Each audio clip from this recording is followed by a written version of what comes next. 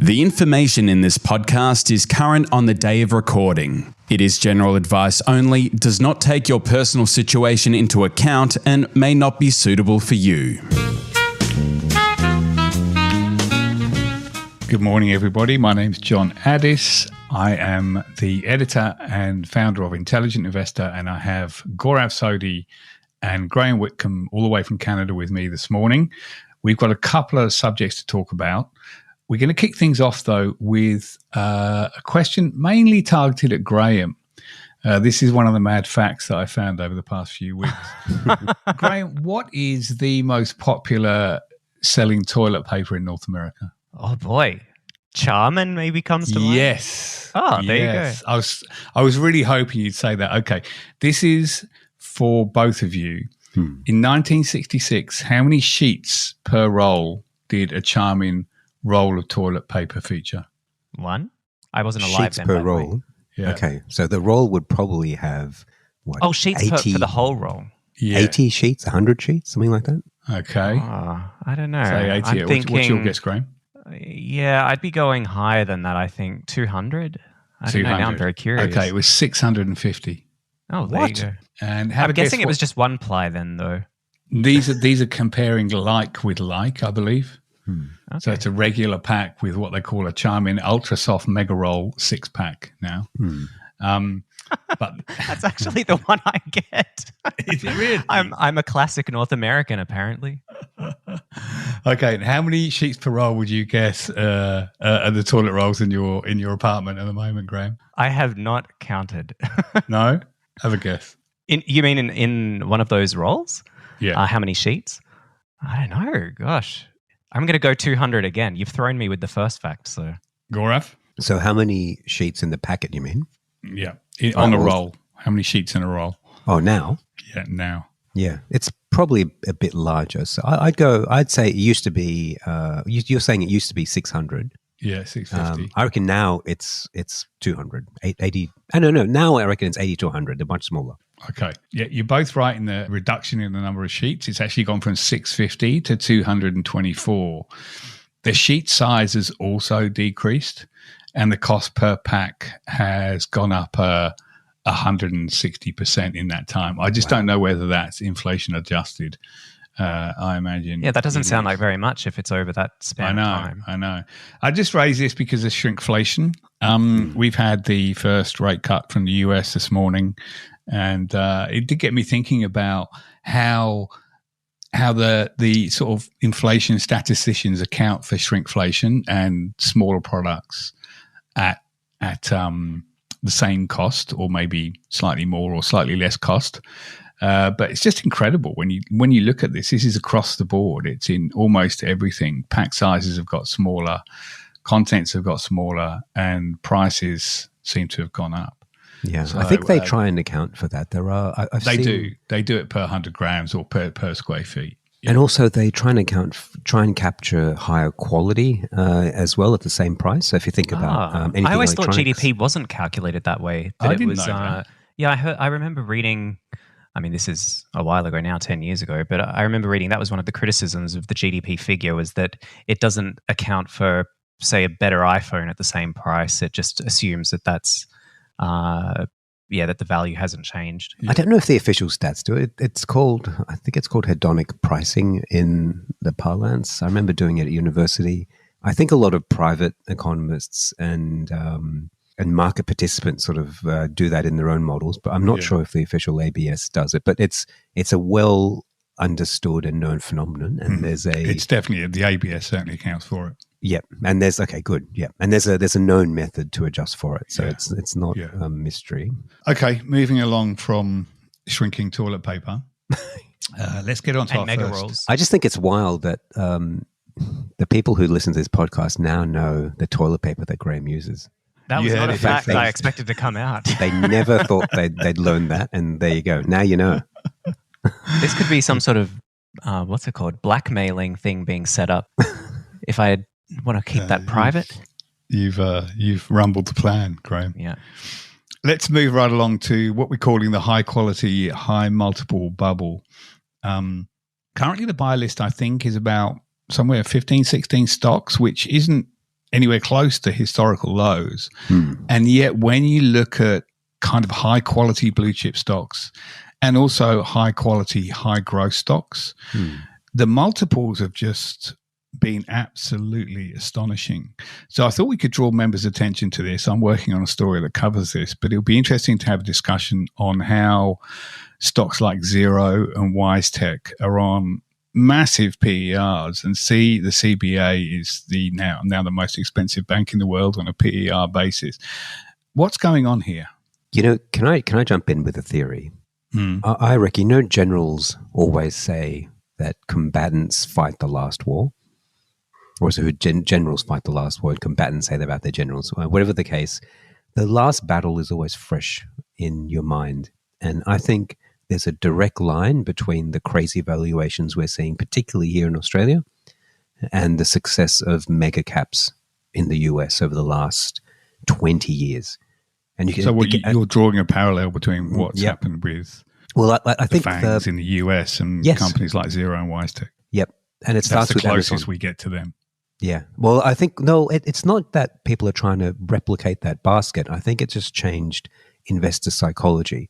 There's a couple of things going on. So first of all, I think we can start with Amazon. I think the story begins there, because when you think about Amazon's beginnings and its early days, even in the sort of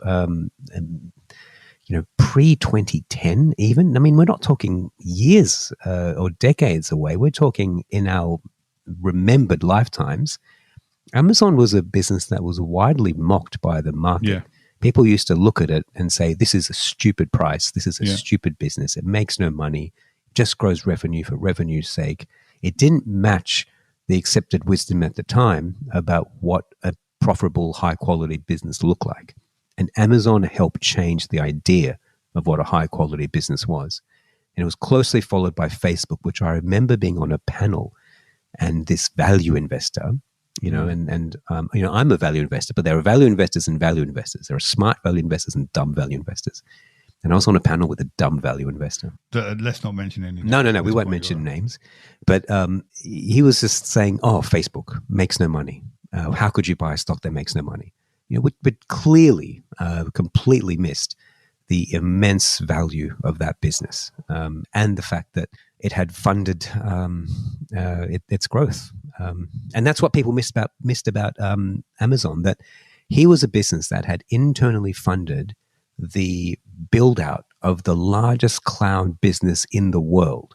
It would have taken tens of billions of dollars building that business, funded entirely by internal cash flow. So there was clearly surplus cash flow being generated by that business, and profits were hidden behind management decisions and accounting tricks. And once people realize that, I think the idea of what a high quality business looks like and what you could pay for it completely flipped. And that gave people license to start paying crazy amounts of money, high multiples, for what was a high quality business. Now you combine that with the widespread acknowledgement that Buffett is a great investor. I think it's amazing to me that every young investor I bump into, every investor now is so comfortable with Buffettisms. They all understand the story and they all have the same idea of what to look for.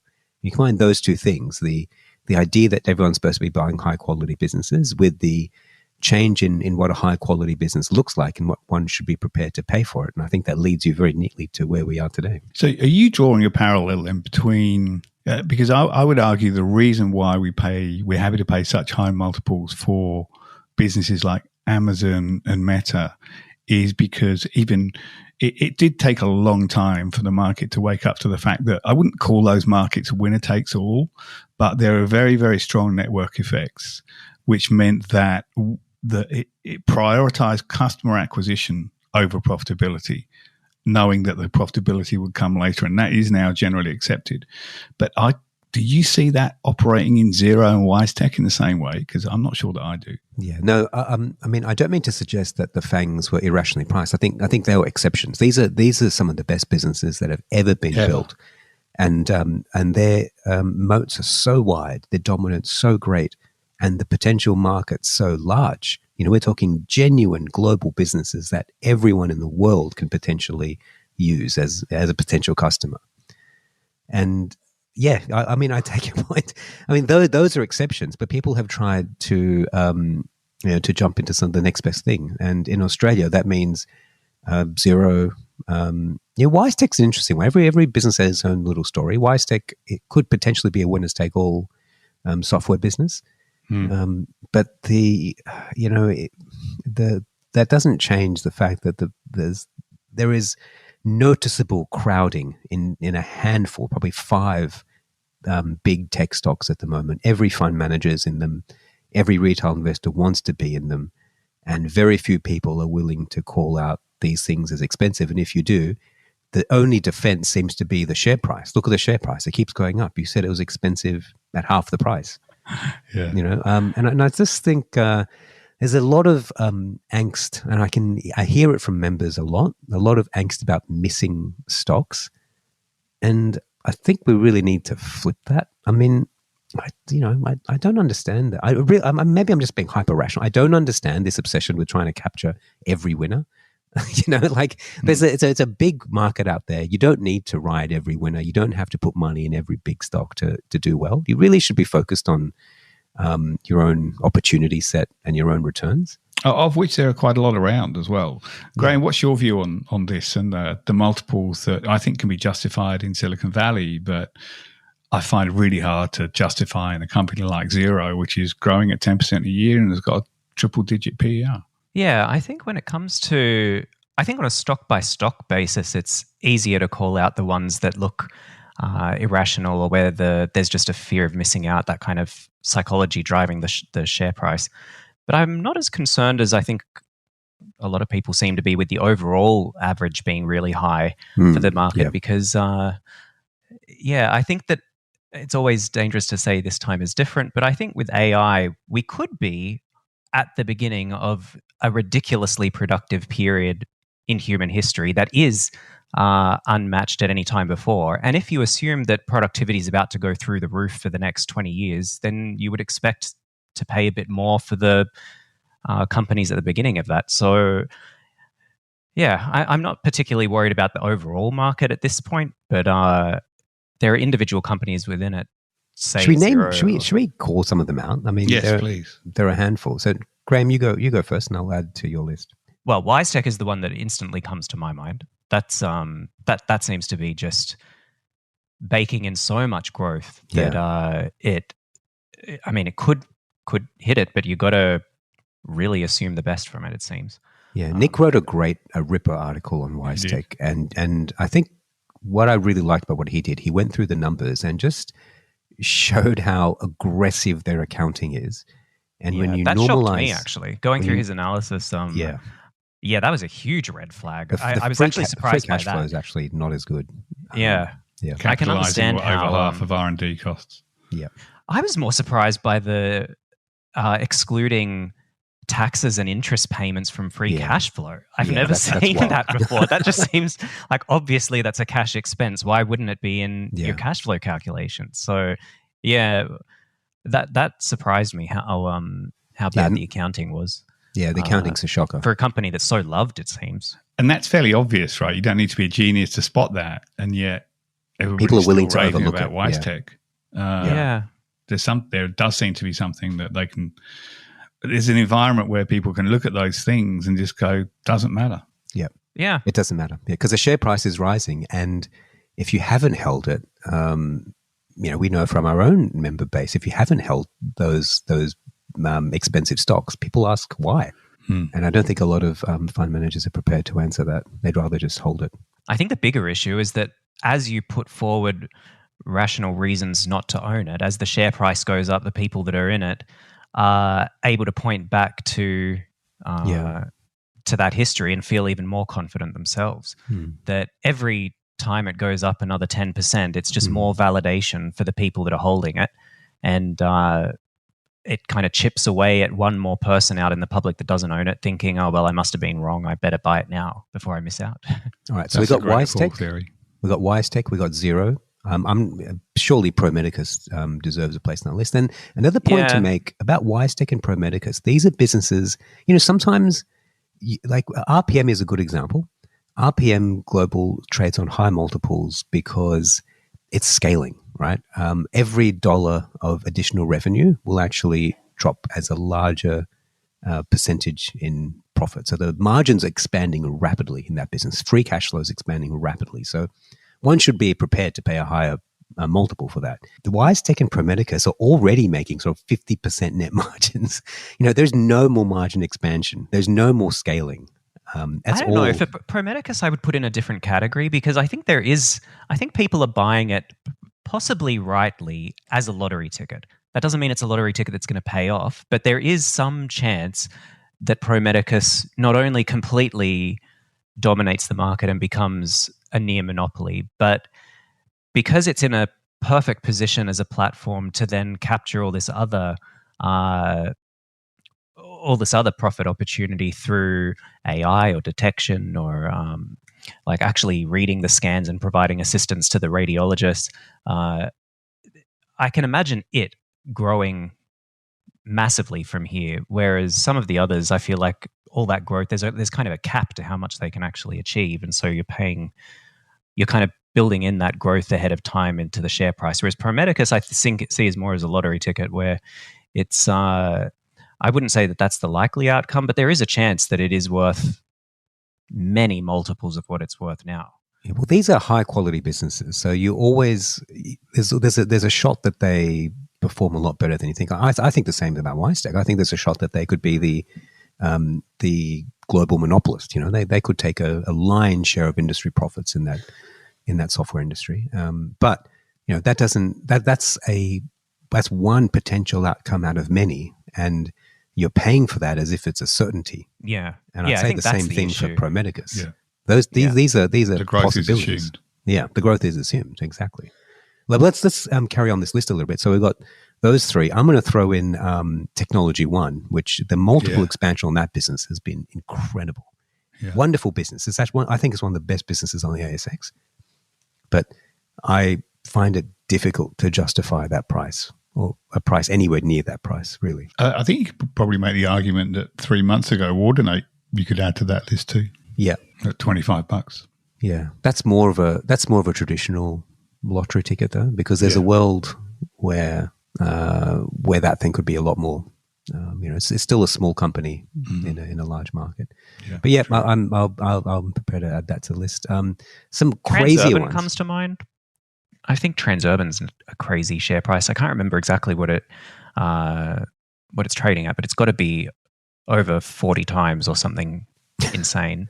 Yeah. Which for a toll road that's not going to exist in 30 years if its current roads get handed back to the government, that seems crazy to me. But I've never been able to justify its share price, honestly. Yeah. No, we've long disagreed with the market about that. Doesn't that seem like just a massive bet on lower rates? It's always traded at very high multiples, though, even when we had lower rates. I think it's always trading at a kind of bond valuation, which it just isn't. It's not the same as a bond. It's not. There's risk to this. No, there's a ton of debt. Yeah, and it's not perpetual. You could get a higher yield in your bank account. So I would much rather that. There's cyclicality, and because it makes more of its money from trucks, which are cyclical, right? The more economic activity, the more trucks. So as economic activity slows, the truck volumes actually decline, and the higher part of its revenue falls away. So there's cyclicality there, and it's not a perpetual business. All right. So having moved into non-tech sectors, Well, what about Reece? CBA? We issued. I'm going to throw Reece in there. Reece is the one that absolutely baffles me. The equivalent in the US was trading at half the multiple. It's now jumped up a bit more, but Ferguson is arguably a better business than Reece at half the price. REA, same with Rightmove. Rightmove is the same business at half the multiple. REA is the best business on the ASX, but geez, that price looks really insane. Hard to justify. At least they're putting it to good use. Graham, you got another one? No, nothing's springing to mind right now. I bet there are that as soon as the call hangs up, I'll be like, oh, I should have said that one. CBA deserves a CBA is causing Nathan's head to fly off at the moment. He's exploding over it, and we put a sell on it last week, I think. So I would have had a sell on it 2 years ago. I don't understand the I'm price. glad we didn't. So its annual return included dividends is currently 4%, which means it fell 50%. It will still be over 1% lower than the long run return on the market. Yep. Profits have been falling and are expected to grow at 0 to 1% over the next 2 years, which assumes interest rates don't fall. Otherwise, they'll keep falling. In the past, earnings were always expected to grow at 3 to 5% a year. It's now 10% of the index, and CSL has gone nowhere for 5 years since it peaked in 2019. And Nathan's sort of suggesting that's a possibility for CBA too. And yet it's the most expensive bank in the developed world, and PER is on the right metric for a bank, but no bank in the developed world has ever traded at PER of 25, which is where CBA is. You know, I think we've been, over our history, we've been reasonably good at identifying pockets of overvaluation and bubbles, if you will. Mm-hmm. You know, I think we were maybe the only people in the market calling out a lithium bubble well before it happened, you know. And I want to draw a parallel between that and the high quality stock bubble. Mm-hmm. In the lithium bubble, the behaviors we saw were largely the same. You know, a lot of overcrowding, a lot of FOMO, the fear of missing out, and a lot of portfolio concentration into one sector. But because it's a dodgy mining sector, I think a lot of people felt comfortable staying out of it, not participating, or relishing in the fact that after it all fell apart. But because this bubble concerns high quality businesses, it makes that job a lot harder. It's much harder to sit out and ignore it because these are high quality businesses. Yeah. And you really have to be a lot braver, I think, to sit these out. And I you can see it. You can see every big fund manager, every small fund manager, really, they're all crowded into this space. These are the stocks that constantly get mentioned. You know, there was a Livewire article this morning about, the top stock picks, and people are just rattling off these names. I mean, these have become the default safety names for media heads to talk about now, and that is always a dangerous situation. So let's now turn to the pockets of opportunity then, because you do see this kind of equal and opposite reaction.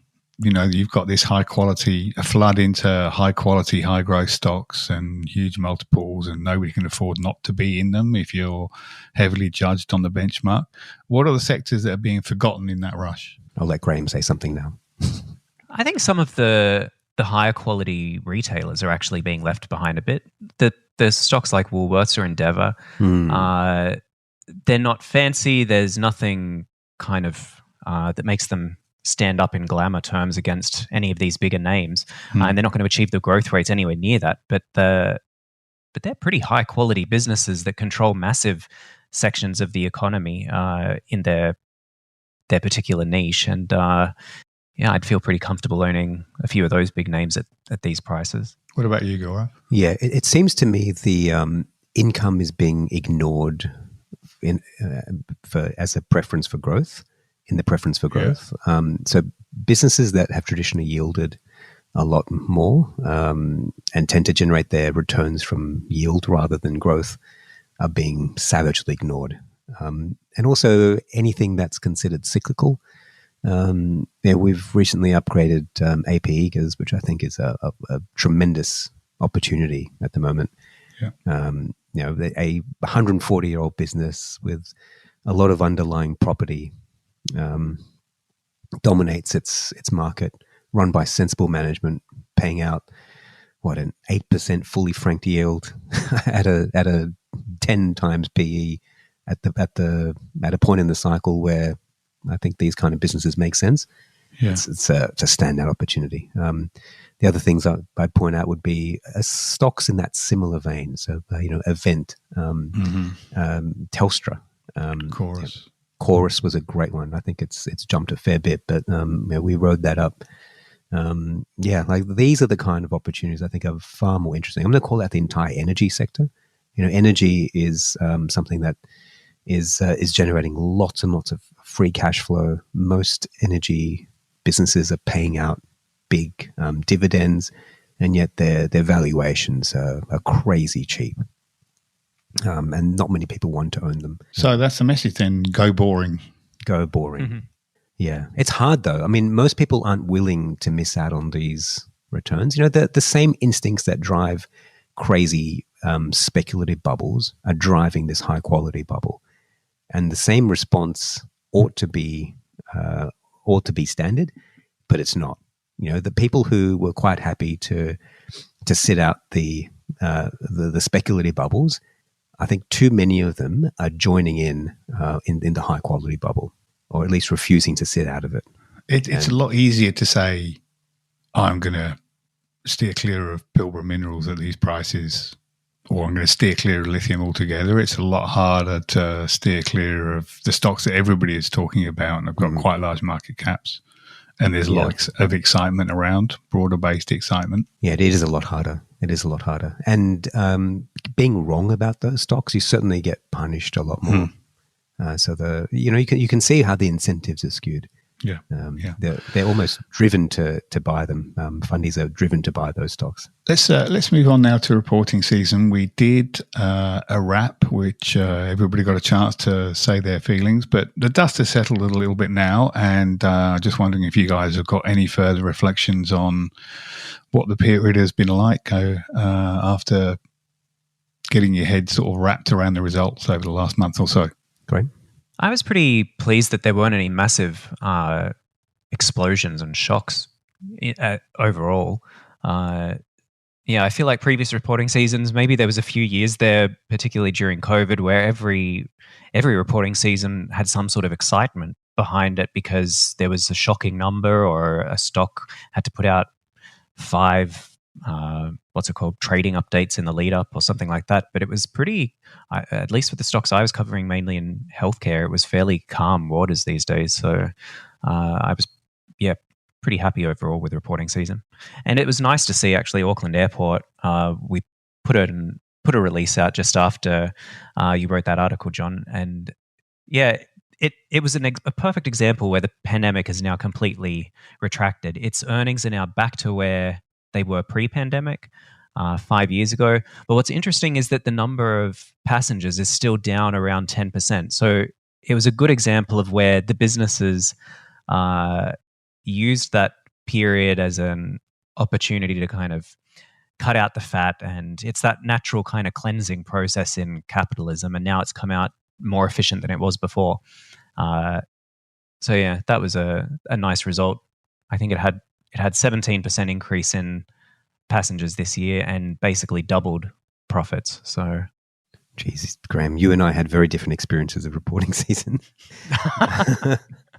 Maybe the biggest bomb and the probably the worst result I saw was from Audinate, and it was a result that really shocked me. The numbers themselves, the actual reported numbers were fantastic and everything I expected. All the numbers are going in the right direction. It was a wonderful result. But then they guided to lower revenue and lower profits.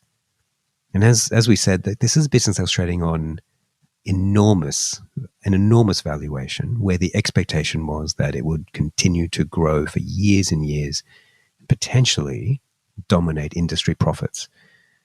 And that really shocked me to see that. And I think what it showed was that there's a lot more cyclicality in that business than I had previously thought. We always knew that this was somewhat of a cyclical business. The business model is clearly hostage to the cycle to some degree. But I thought the industry tailwinds would overwhelm the cyclicality. There'd be so much more, that movement from wires to wireless would be much stronger than the cyclicality. But I think it shows that the last 12 months has really been a one-off. This time last year, we were crowing and raving about the Audinate result. I think it was one of the best results of the season. I think what it showed was that was a pull forward of demand and a cyclical high and not an acceleration of a structural trend, and so that really surprised me. So I think that the big price fall in Audinate was understandable and deserved. And there's a few red flags now just popping up in Audinate. It's one of the reasons we haven't upgraded it, even though the price now is a lot cheaper than it was. And if you had told me 6 months ago that Audinate would be at $9, I would have said, yep, I'd take it at that price. But at the moment, I'm a little more hesitant.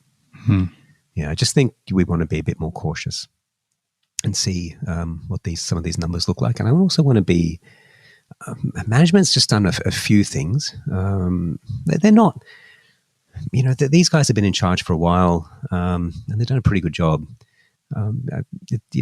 Everyone does things a bit odd. I mean, RPM Global has done a few odd things, and we've held on to that stock and been rewarded for it. So I don't want to cause panic in Audinate, but there are a few things we just want to let settle, and we just want to watch a bit more closely. So that one really, really shocked me. Okay. Let's now address our final topic very briefly, because we're running out of time, but interest rates were reduced overnight by 50 basis points, 0.5% in layman's language. We don't pay much attention to macro stuff, but this is the first rate reduction in 4 years, I think. Do you think all of this was priced in? Silence. I think that's the. I'm the only person who talks about macro stuff, right? Yeah. Look, I must admit, I used to actually be a lot more interested in macro than I am now. I have I don't even follow macro. I can't even tell you what the interest rate was in the US. I'm not that interested in interest rates, if I'm honest, John. Like, it matters. I get it. Matters. If you're a private investor, that makes absolute sense. But it does feel significant. If you guys haven't got anything interesting to say about it, then we don't have to talk about it. But it is kind of interesting to see that people have generally expected this. The language from the RBA seems to be different from what the Fed language is, which is, it was kind of surprising to do 50 basis points rather than 25. I think you could see a world where, we're one of the last kind of Western developed countries to start reducing rates from the way the language is appearing. And that's probably going to stress consumers even more than they're stressed at the moment, which does change the investing environment a bit. But overall, I don't think there's much to add to these kind of conversations, to be honest, which is why I put it last and only left 3 minutes for it. I reckon one point to make is that as I'm getting older and more experienced at this job, the one thing I'm doing more, I'm thinking more like a kind of a private business owner. When I approach a stock, I'm genuinely thinking about being a part owner in that business. I know that's what you're supposed to say. I know that's what Buffett says. But if we're honest, we're mostly, in the past, I think I've really been focused on capturing that difference between price and value and then moving on. But now I'm really focused on being, a long-term investor in a business I understand and like, and being in kind of a partnership with the management there, and holding for decades. And that sounds like what people would be saying, holding these stocks at 150 times earnings. That's right. In it for decades. That's I love the company. I love the management. No. But if you're a private investor, right? If you're a private investor, someone brings you zero and says, here's this business, here's the accounts, what are you going to pay? Only an idiot would pay what the market is paying now, really. No private investor would pay that. The opportunities I like are when, if you think as a private investor, I always, the thing I always have in my head is someone's given me this opportunity. This is the information I have. Someone's offering me this. What's my response? I would not buy Xero or WiseTech or any of those stocks. I would not buy any of those. No. But give me an AP Eagers, and that looks interesting. Would you hold that for 20 years? Of course. Yeah, absolutely. This is the ideal stock to hold for 20 years. Absolutely. I mean, it's been around for 140. I think. What's another 20? Yeah, and by doing that, you maximize the more time you can hold a company, the more time you allow earnings compounding to do its business, the better your returns. So it's a concept I've really taken to heart. I picked up from my my friend mentor Greg Hoffman, who I'm going to give credit to, but he talks about not maximizing your return, but maximizing the amount of time you can allow compounding to work. And I'd much say more focused my on biggest mistakes have been selling high quality businesses that outperformed expectations over the longer term, and I sold them way too cheaply. And probably should have. I've written a book on this and all the mistakes that we've made over the last 20 odd years. We should actually do a podcast on that book, because we will. And it was kind of depressing though, as well, if I might say, because I was overly represented in that book of errors. No, you weren't. I felt it. You had a MASIM, and what was the other one? And PMP. Yeah. That's okay. Two big blow-ups. There's probably a bit of recency bias in my brain as well. I don't want to go too far back into ancient history. Yeah. Selling good businesses. But the key is to recognize when you've got a high quality business, and that's when you say, okay, my preference here is to hold forever. If you find out that you own a low quality business that you thought was a high quality business, then I think that changes the calculations quite a bit. Like with Ordinate, for example, I don't feel as that is as established as something like WiseTech or Xero. And a lot of things could still go wrong, not just the red flags that you've identified, Gaurav. And that I actually sold some down at $23, I think. And I was kind of happy to do that. Normally I get that kind of decision wrong, more by luck than judgment, I'd add. But for something that was of a high quality, I'm kind of prepared to wear a massive fall in the share price, not just to have to make the decision to find another high quality business I really like. Yeah. No, it just shows you how hard this is, isn't it? I mean, we often come on and we're talking about things with great certainty and with strong opinions, but this is it's a hard business. It's a hard game to play and be right a lot. And on that positive note, we're going to end the podcast. I want to know what Gaurav's fact was, though. Oh, yeah. Okay. Should we end with a fact? All right. Okay. So we like facts every now and again. It's opinion that's not always shared, is it? Liking facts. But I want you to think about this for a little bit, okay? What is the highest earning piece of IP in the world, do you think?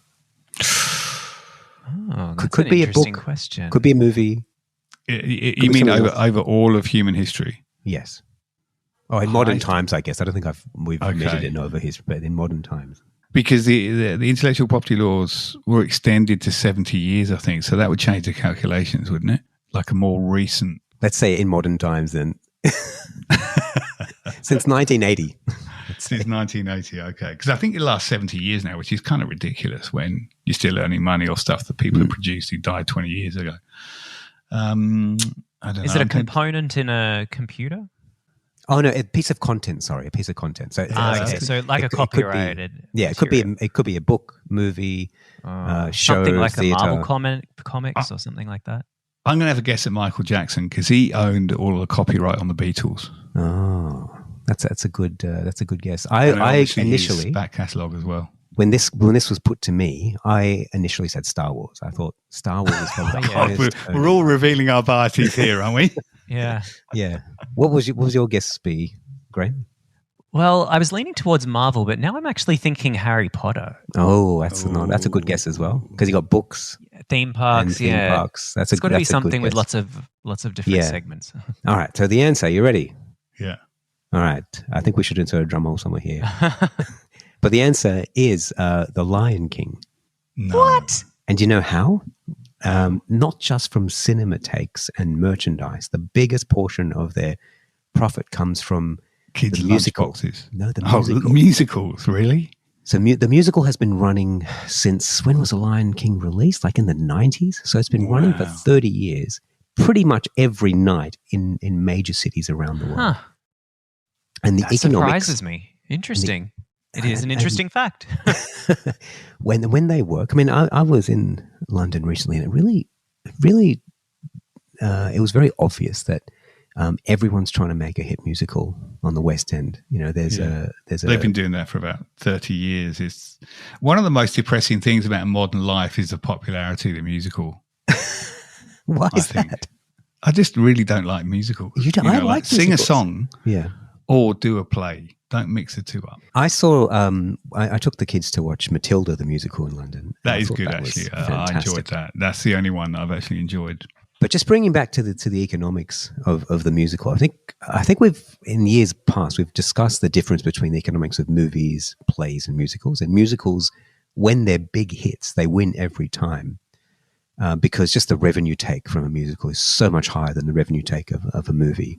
And the shelf life is longer as well. And the shelf life. People will watch movies, generally a handful of times, and they get bored of it, and they don't come back to it. But musicals, people can see them again and again, and it often can be an annual event when they see them.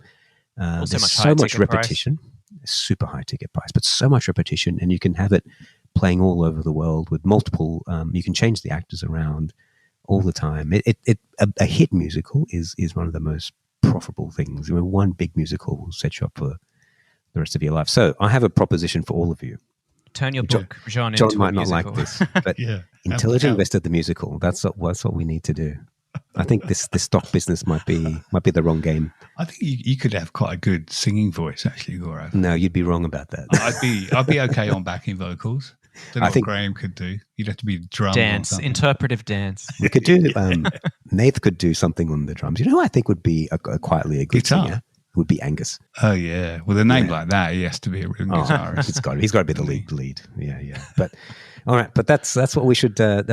So look out for that. It's coming to a theatre near you. Intelligent Investor the musical. On that note, well, I think we better wrap up because this can only get worse from here. Yes. Thanks, everybody. Speak to you in a couple of weeks.